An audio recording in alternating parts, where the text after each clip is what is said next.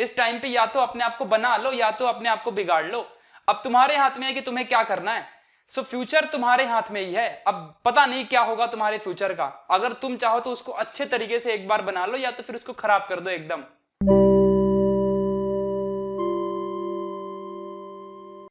Hello, क्या हाल चाल है, कैसे हो आप सब। स्वागत है आपका हमारे YouTube channel new Indian era पर। और आज मैं यहाँ पे आप लोग को बहुत ही इंपॉर्टेंट बात बताने वाला हूँ। बहुत सारे बच्चों के मन में बहुत से डाउट्स हैं। क्या डाउट्स हैं आप सबको तो पता ही होगा। डाउट्स ये सब है यार कि पढ़ाई कैसे करें, टाइम ही मैनेज नहीं होता है। एक दो दिन ठान लेते हैं कि आज करेंगे आज करेंगे, आज इतने बजे से उठेंगे फिर ऐसे पढ़ाई करेंगे, और जब वो दिन आता है, जब करने का टाइम आता है तो कर ही नहीं पाते। सो भाई ये चल क्या रहा है, ऐसे में कैसे पढ़ाई करेगा बंदा। तू नहीं चलने वाला ऐसे में, और कुछ नहीं कर पाएगा।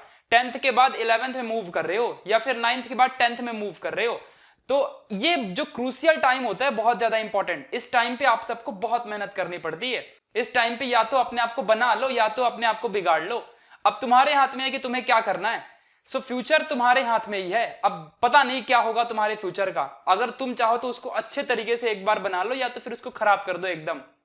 यहां पे मैं आपको बताऊंगा टाइम कैसे मैनेज करना है, या फिर सच में टाइम को मैनेज करने की जरूरत भी है या नहीं है, या फिर क्या सच में टाइम टेबल बना के पढ़ना है, या फिर सच में किस तरीके से पढ़ना है कि हमारी प्रोडक्टिविटी बढ़ जाए।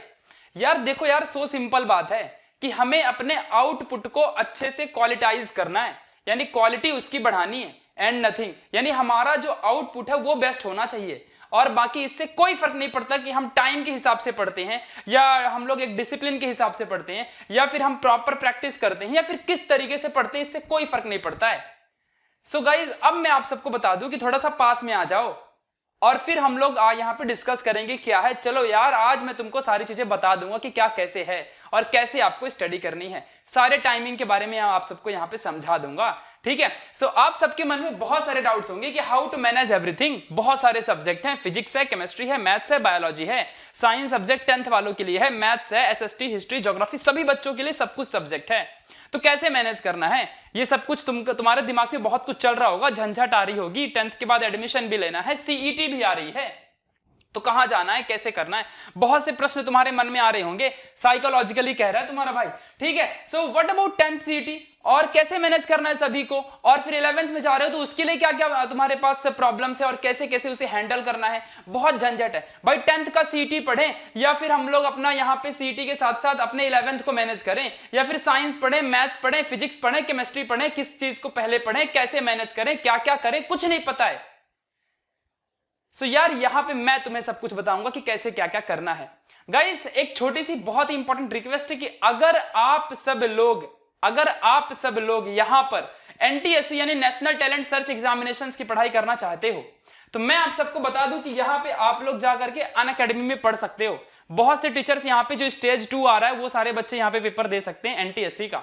यहाँ पे बहुत सारे अलग अलग टाइप के टीचर्स यहाँ पे आप देख सकते हो। और एनटीएससी स्टेज 2 जो आ रही है उसके लिए नई बैच फाउंडेशन कैटेगरी लॉन्च कर रही है, और वहां पे आप लोग इसकी स्टडी अच्छे तरीके से प्रॉपर तरीके से कर सकते हो। तो डिस्क्रिप्शन बॉक्स में आप लोग की लिंक दी हुई है, और ये सारे टीचर्स हैं, बेस्ट तरीके से आपको यहाँ पे टीच करेंगे, एमसीक्यू प्रैक्टिस करवाएंगे, बहुत सारी थियरीज करवाएंगे, बहुत कुछ आपको यहाँ पे ये लोग बताने वाले हैं।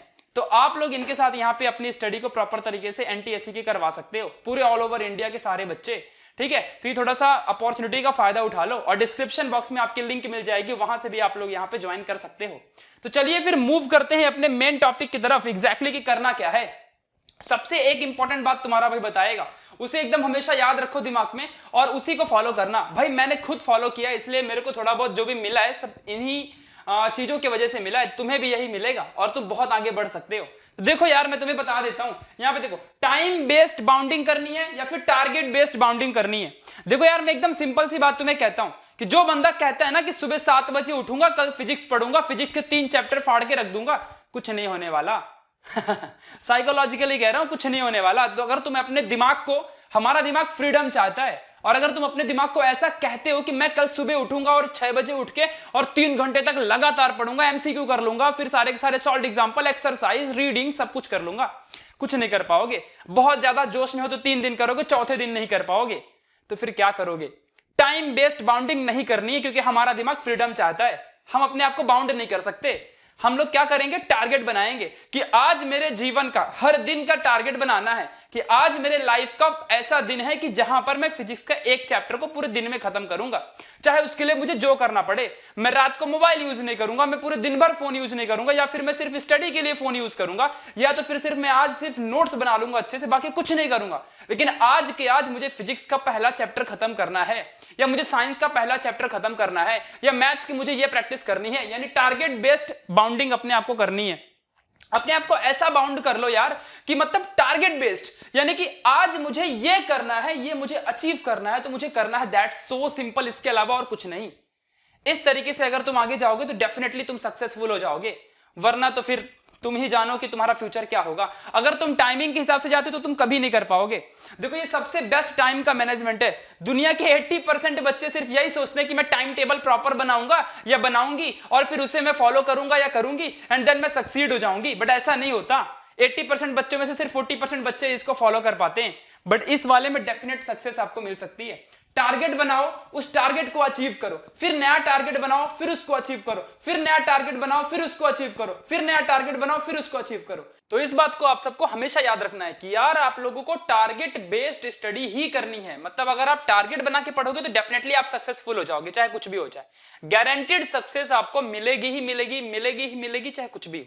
क्योंकि देखो यार ऐसे में ये होता है ना कि आपको अंदर से जुनून होता है कि यार आज मुझे ये खत्म करना है, चाहे कुछ भी हो जाए, यार आज मुझे खत्म करना है, उसके अलावा मुझे और कोई काम नहीं करना है, मुझे कोई मोबाइल नहीं उठानी, मुझे और कुछ गेम नहीं खेलनी, मुझे ये नहीं करनी, पहले ये खत्म करूंगा, फिर उसके बाद मैं गेम खेलूंगा, फिर उसके बाद मैं और कोई भी काम कर सकता हूं। यार समझ गया तुम्हें? ये जो मैंने बता दिया इसे एकदम अपने दिमाग में एकदम बिठा लो अच्छे से, जो मैंने बताई ये बात, ये ठीक है। टारगेट बेस्ड स्टडी हमेशा करनी है और लाइफ टाइम हमेशा याद रखना, जिंदगी में तुम बिजनेसमैन बनोगे या कुछ आईएएस ऑफिसर बनोगे, कोई बहुत बड़े पोस्ट में चले जाओगे, कुछ भी बनोगे यार, तो टारगेट बेस्ड स्टडी ही हमेशा करना, सक्सेसफुल हमेशा रहोगे, क्योंकि तुमको अंदर से हिम्मत मिलेगी कुछ ना कुछ करने की।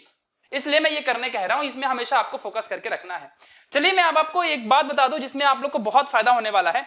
यार आप 10th से 11th में जा चुके हो या फिर जाने वाले हो या फिर आपके सामने सीईटी का ऑप्शन है, तो मैं अब आप सबको बता दूं कि आखिर आप लोग करोगे क्या, मतलब कैसे मैनेज करोगे इन सारी चीजों को, कैसे आप लोग इसको मैनेज करोगे सब कुछ, है ना। तो ये ज्यादा इंपॉर्टेंट होने वाला है कि नहीं होने वाला है, इस बात को आपको यहां पे एकदम ध्यान देना है। तो देखो यार जो सीटी है एंड 11th है, तो यार सबसे पहले मैं आपको कहूंगा कि अगर आप सीटी में जाने वाले हो, आप यही सोचते रहोगे कि 11th और सीटी कैसे दोनों मैनेज किया जाए, ये टाइम मैनेजमेंट बहुत ही खतरनाक होने वाला है और ये आप सोचते हो कि मैं कैसे करूंगा, हो ही नहीं पाता यार। 11th नहीं हो पाता, फिर मेरे से सीटी भी प्रिपेयर नहीं हो पा रही है, मतलब सीटी में फोकस करें या 11th की स्टडी फोकस करें, क्योंकि जुलाई महीना आ गया, 11th नहीं पढ़ेंगे तो 12th नहीं आएगा, 12th नहीं आएगा तो जेईई, नीट और सीटी जो भी पेपर होते हैं इन फ्यूचर भी, तो वो सब क्रैक नहीं होंगे, तो इंजीनियर नहीं बन पाओगे, डॉक्टर नहीं बन पाओगे, फिर तो कैसे काम चलेगा यार, फ्यूचर तुम्हारा बर्बाद हो जाएगा फिर तो यार देखो मैं आपको यहाँ पे फोकस करो, अच्छे से बताता हूँ, यहाँ जरा ध्यान दो।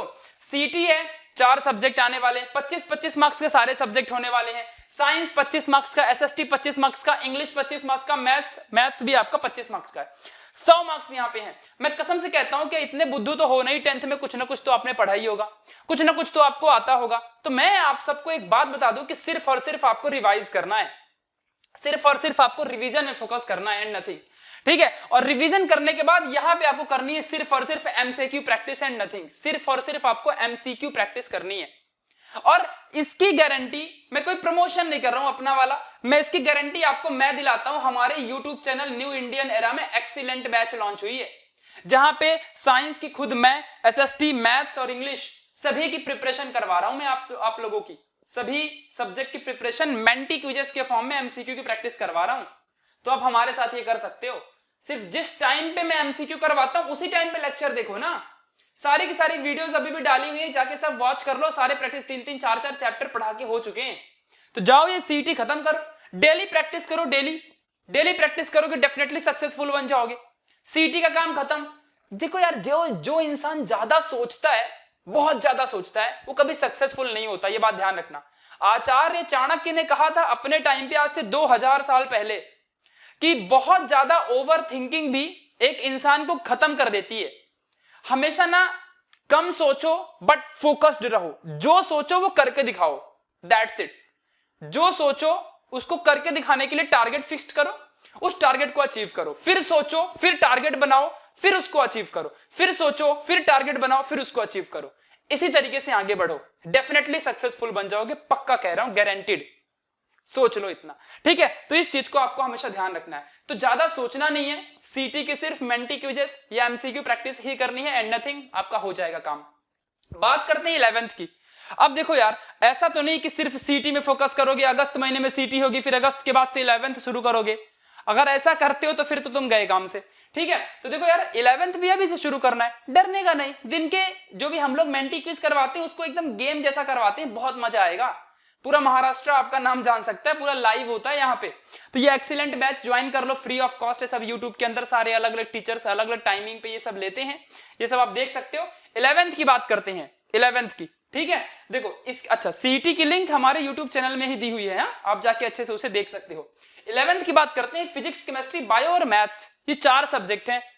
अब जरा यहां पे फोकस करना।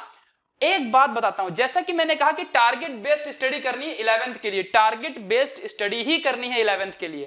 तो क्या कर सकते हो यार आप लोग, तो आप सबको एक बहुत ही अच्छा आइडिया देता हूं।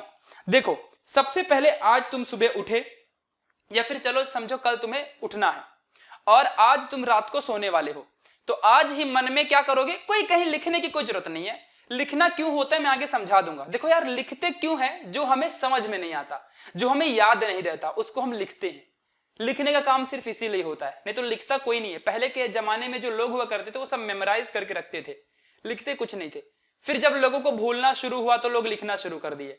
लिखने का काम इसलिए होता है। तो जब तुमको ना कुछ मेमोराइज करना हो, कुछ नोट्स वगैरह, तब लिखने का काम करने का। ये सब तो सिंपल है कि कल का टारगेट क्या होगा। कल का टारगेट अगर सपोज दैट केमिस्ट्री का पहला चैप्टर आपको रीड करना है, उसके एक्सरसाइज को सॉल्व करना है। कोई कोई बच्चे एक्स्ट्रा ऑर्डिनरी होते तो सब पूरा चैप्टर एक बार में कर लेते हैं, कोई कोई आधा कर पाते तो आधा ही करो। कुछ तो कर रहे हो ना से तो कुछ अच्छा है ना, समझ रहे हो। तो जैसे कि चैप्टर है केमिस्ट्री का पहला चैप्टर है, उस चैप्टर को तुमने आज ठान लिया है कि कल सुबह उठूंगा, कितने भी बजे उठूं, या मैं चाहे 12 बजे उठूं, चाहे मैं पूरा दोपहर सोता रहूं, चाहे मैं शाम तक सोता रहूं, उससे कोई फर्क नहीं पड़ता, लेकिन कल मेरा केमिस्ट्री खत्म होना चाहिए। अब अगर ऐसा टारगेट ठानोगे तो फिर थोड़ी तुम जाके दोपहर तक सो जाओगे, तब तो तुम मॉर्निंग में उठोगे ही कितने ना कितने बजे, जो भी तुम्हारा उठने का टाइम होगा। फिर फटाफट तुम अपने काम में लग जाओगे, नहीं यार आज केमिस्ट्री खत्म करनी है फटाफट, चाहे कुछ भी हो जाए। केमिस्ट्री का पहला चैप्टर पर रीडिंग करनी है, पहले अच्छे से पूरी रीडिंग करनी है। न्यू इंडियन एरा की वीडियोस देख लेने हैं, कहीं से भी और भी जहां पे आपको जमे वहां से वीडियोस देख लेने हैं फटाफट, ठीक है। और फिर उसके बाद सारे उसके एक्सरसाइज सॉल्व कर लेनी है फटाफट। उसके एक्सरसाइज सॉल्व करने के बाद फिर सॉल्व एग्जाम्पल करने, आज ये खत्म करना है बाबा, कुछ भी हो जाए इसको जल्दी जल्दी खत्म करने का है। तो वो तुमको अंदर से जुनून बना रहेगा, नहीं यार आज कल तो मतलब केमिस्ट्री खत्म करनी है। और ऐसे जुनून की वजह से आप अपने टारगेट को अचीव कर लोगे। जिस दिन तुम ये टारगेट को अचीव कर लोगे, तुम्हारा पहला चैप्टर डन। सोचो, इतने चैप्टरों में से तुम्हारा पहला चैप्टर छुटकारा मिलेगा, तुम्हारा डन हो जाएगा।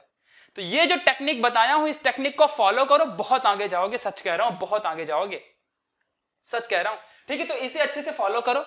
करना कैसे, सबसे पहले तुमको जब रीडिंग कर लोगे, जब तुम्हारी रीडिंग हो जाएगी किसी भी चैप्टर की, तो तुमको फिर एक्सरसाइज सॉल्व करना है, देन उसके सॉल्व एग्जांपल, न्यूमेरिकल और फॉर्मूला, ये सब तुम्हें याद करने हैं।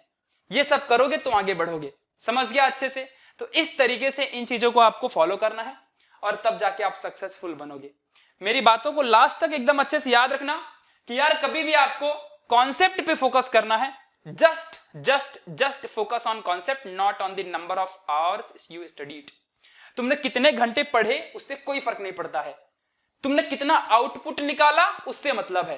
तुमने कितना याद किया, जब कोई तुमसे पूछे एग्जाम में, तुम लिखने बैठो, तुम्हें फील हो कि हाँ यार मैंने लिखा है, मुझे आता था ये क्वेश्चन का आंसर, ऐसा तुम्हें फील होना चाहिए। अगर ऐसा होता है तो तुम बेस्ट हो, तो तुमने कुछ किया है। वरना तो फिर 10 घंटे बैठे रहो, कोई फर्क ही नहीं पड़ता है, बैठे रहो 10 घंटे, क्या जाता है ना। तो ऐसे नहीं करना है। तो कभी भी तुमको टाइम और नंबर ऑफ आवर्स में फोकस नहीं करना है, सिर्फ किस में फोकस करना है, जस्ट फोकस ऑन कॉन्सेप्ट। इस बात को ध्यान रखो, ओके।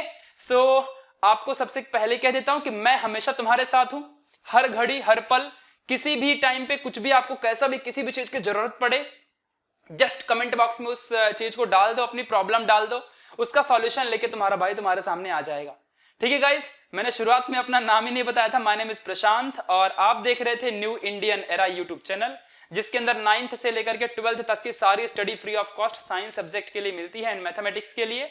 तो आप लोग हमें सपोर्ट कर सकते हो बाय सब्सक्राइबिंग इट और वीडियो अच्छी लगी हो तो लाइक करके आप सपोर्ट कर सकते हो, और अगर बहुत अच्छी लगी हो तो शेयर कर दीजिए अपने फ्रेंड्स को, जिससे कि वो भी बहुत इसका फायदा उठा सके। तो मिलेंगे ऐसे ही नेक्स्ट वाले किसी और मस्त वाली वीडियो में, तब तक के लिए बाय बाय, टेक केयर।